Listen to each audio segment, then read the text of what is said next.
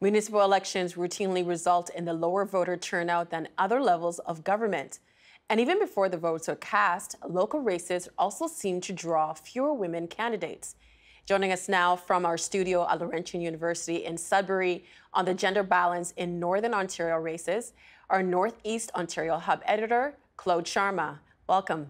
Hi, Nam. It's so nice to see you. Before we get into the conversation, let's take a look at some numbers to better understand the gender parity in municipal politics. Although 52% of the population is female, only 21.7% holds political office at the municipal level. That's from a 2008 study out of Western University. Claude, based on that figure and what you've learned while reporting on this issue, how far have we come in the past decade on reaching gender parity in government? Well, Nam, the people I spoke to, they said, you know what, there's a long way to go, but progress is being made. Let's just look at the past federal election in regards to what Justin Trudeau did. And what he did was created the first gender balanced cabinet. And we all know that quote he brought to the media as a reason why he did that for. Well, he said, because it's 2015. Now let's look at the provincial side of things. And representing Queen's Park, a record number of women as members of parliament, and that was at 40%, so that was an Ontario high. But when we go to the municipal level, there is an uptick in some areas, but maybe not at the level, the scope that we're seeing on the federal and provincial levels. Let's take a look at some more numbers here, and this is for female representation among local candidates. According to the Association of Municipalities Ontario, in 2018, 26.8% of the 6,477 municipal candidates running are women, and in 2014, 4 years before that, it was 22.8%. So maybe just a couple points higher. But why is it more challenging to get female representation at the municipal level? I think the biggest thing, what I found out, was the fact that the provincial and federal levels, it's a party system. There's a party in place to help support those who are running, how to campaign, how to fundraise, how to door knock, how to use social media. When you think of the municipal level, it's kind of, you're in it by yourself. You don't have that party to attach your name to. Also, too, when I spoke to Debbie Amoroso, she is the first and only female mayor of Sault Ste. Marie, and she told me men are just better at self-promoting. Men have that bigger network to cast from. And when it comes to issues, women are more aligned with provincial issues like healthcare and education. And municipally, it's more about the infrastructure and the bricks and mortars that may be more appealing to men.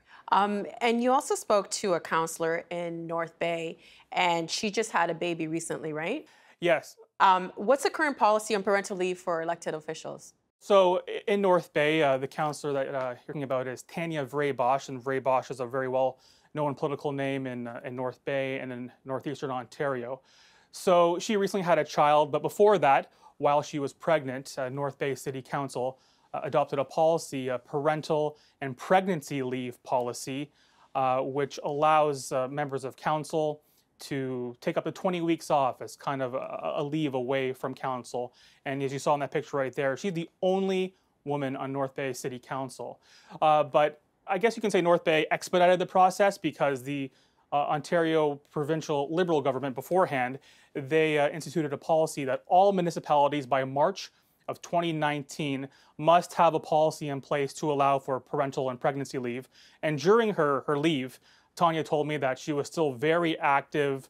She always followed along, kind of one of those situations, a baby in one hand, the agenda, the minutes in another hand. So she stayed active while on leave.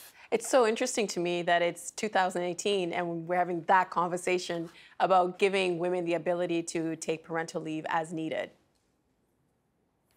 Yeah, and she says because of that, maybe that will allow more women to run. They see that this is an enticing aspect now. Before, when they didn't have this option, like, I have a kid on the way, I have a family to raise.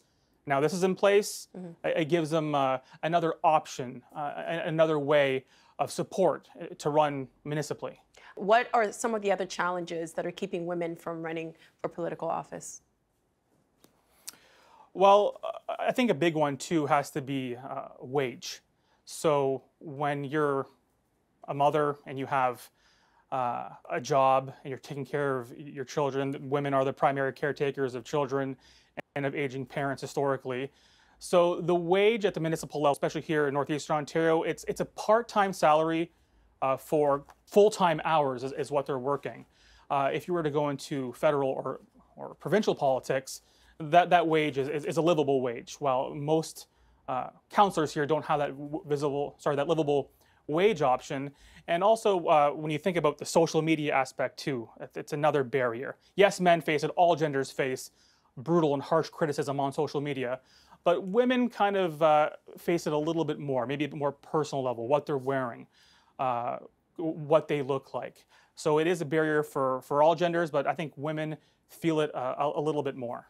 Are there any resources, any groups that are there to help support women to enter local politics?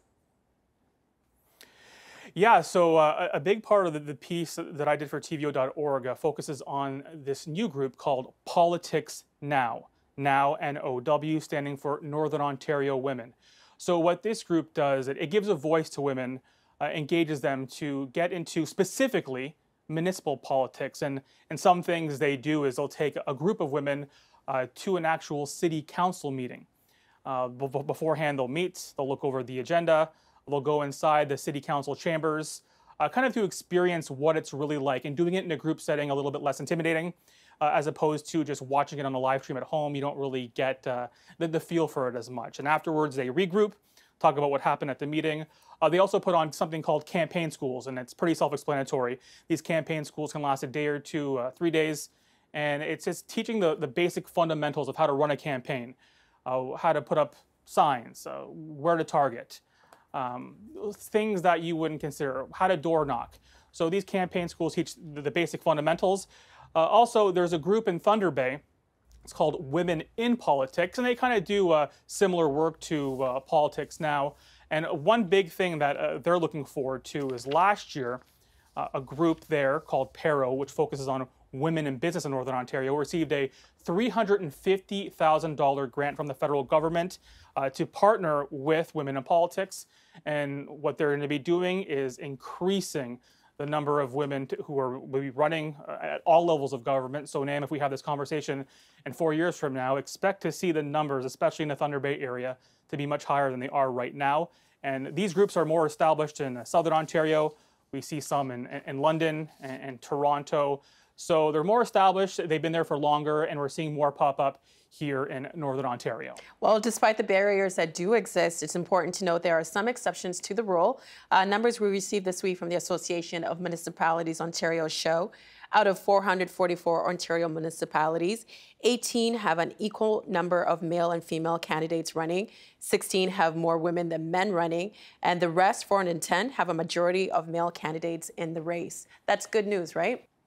Yeah, that is good news. So it's not all the situation of we're seeing just men run and not that many women. And a lot of these areas too, they're smaller areas, more rural areas, are happening here in Northeastern Ontario, some in the Sault Ste. Marie area, in the Sudbury area. So it's a good sign that the numbers are down in the major municipalities here in Northern Ontario, but there is some progress being made in the rural areas. And the women I spoke to say this is something really special, and they hope that they can build off that momentum. Well, Claude, thank you so much for your work, for your time, and also for your work. If you'd like to read the rest of his article, it's available on tvo.org. Thanks so much.